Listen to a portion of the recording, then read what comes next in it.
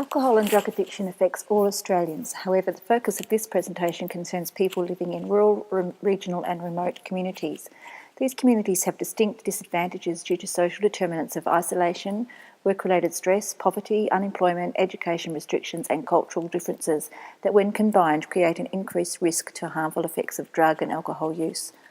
The drugs that cause the greatest risk to these communities are the illicit use of alcohol and nicotine, and in more recent times, the increase in illicit use of cannabis.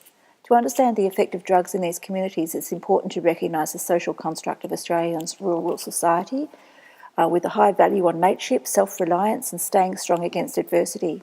Alcohol is the most common drug use, as it is freely available and is embedded in our culture as a way of relaxing and creating social bonds.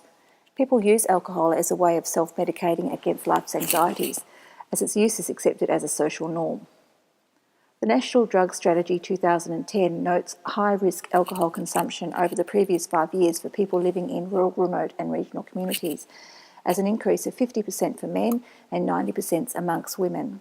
A strong marketing program to minimise the harm of alcohol stabilised the consumption patterns in the last 2 years for people living in urban and large regional centres. However, figures for rural and remote communities continue to increase.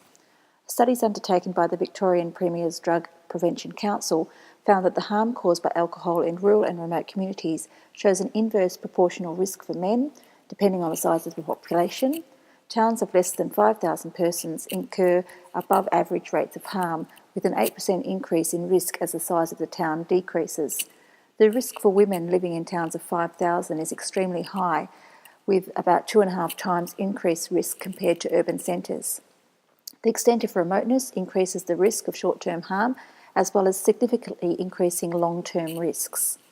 Youth living in R communities face increased risk of high levels of alcohol through binge drinking, with surveys noting 43% of youth living in Victoria having consumed over 20 drinks in a single setting during the past 12 months.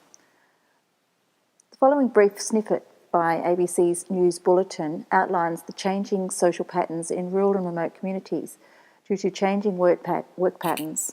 Understanding the changing social context in relation to the use of alcohol in these communities provides an understanding of the significant increase in high-risk patterns of behaviour.